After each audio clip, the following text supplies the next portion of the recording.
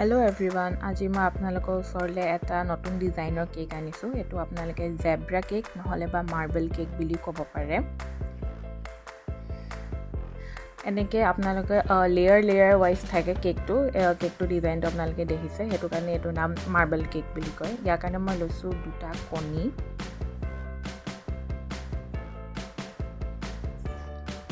তাৰপিছত এটো চাহ খোৱাৰ কাপৰ জোখেৰে আধা কাপ মই চেনি লৈছো। তাৰপিছত লৈছো 1 কাপ তেল। মই ইয়াত ৰিফাইন তেল ব্যৱহাৰ কৰিছো। এটা গুটেখিনি গ্ৰাইন্ড কৰি লম।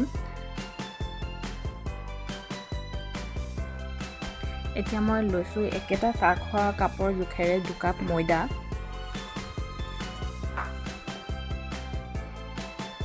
বেকিং পাউডাৰ লৈছো ইয়াত মই 1 টিস্পুন। নিমখ হাফ টিস্পুন। এতিয়া মই গুটেখিনি মিক্স কৰি লম। অলপকে দি এখিনি আপোনালোকে মিক্স কৰি যাব।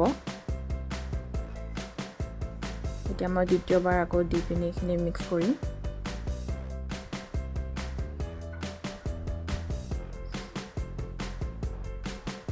সাইড বাই সাইড মই কেৰাহীটো গৰম হ'বলৈ ৰাখি থম। কেৰাহীটো মই প্ৰি হিট 10 মিনিট মানৰ কাৰণে কৰি লম।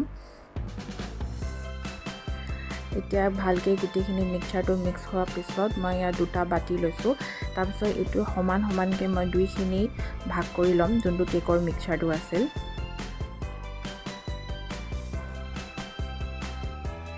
এতিয়া এখিনিত মই 3 টেবুলস্পুন কোকো পাউডাৰ দিছো।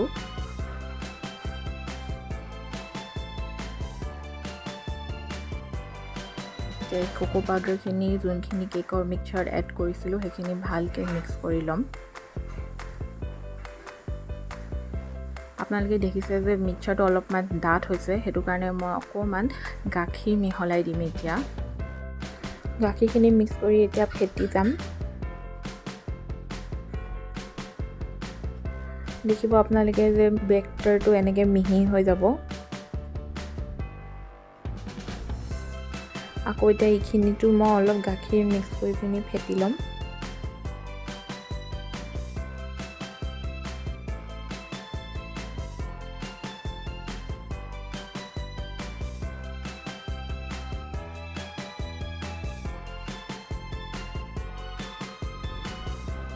এতিয়া মই কেকৰ টিনটো লৈছো। এতিয়া চাৰিওফালে ভালকৈ তেল লগাই ল'ম যাতে যেতিয়া কেকটো হৈ উঠিব তেতিয়া ইজিলি মই কেকটো উলিয়াই আনিব পাৰো বাটিটোৰ পৰা।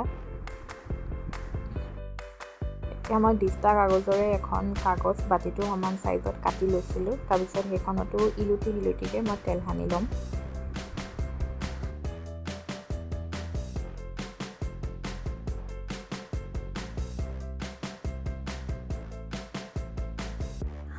এতিয়া মাৰ্বল কেকটো বনাবলৈ প্ৰথম দিম যোনখিনি কোকো পাউডাৰ মিলাই থোৱা নাছিলো সেইটো কেকৰ মিক্সচাৰ। তাৰপিছত এতিয়া দিম আকৌ কোকো পাউডাৰ মিক্স কৰি থোৱা মিক্সচাৰটো।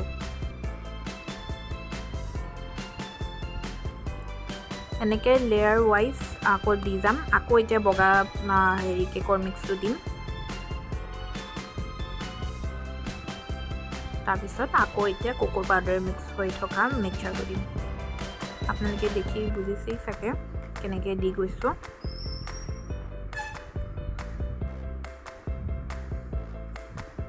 এতিয়া পটাপট মই গুটেখিনি মিক্স দি ল'ম।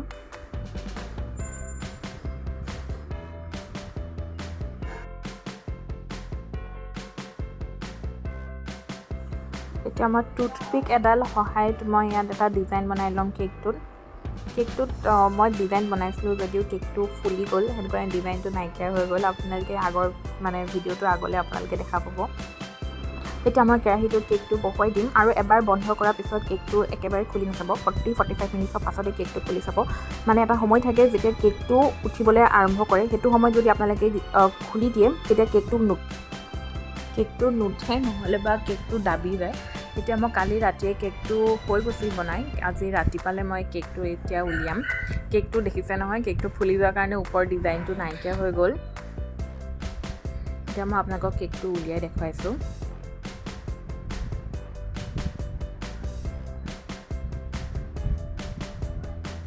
কেকটো কাটি দিয়াৰ পিছত আপোনালোকে দেখা পাব এটা লেয়াৰ বহি গৈছে। হেতু কাৰণে এটো কেকটো জেব্ৰা কেক নহলে বা এটো মাৰ্বল ডিজাইন কেক কয়।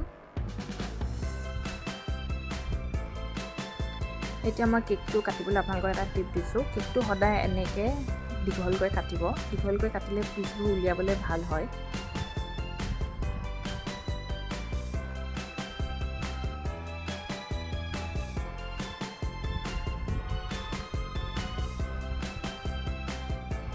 এতিয়া গোটেইখিনি মই এপিচ এপিচকৈ কেকটো কাটি ল'ম।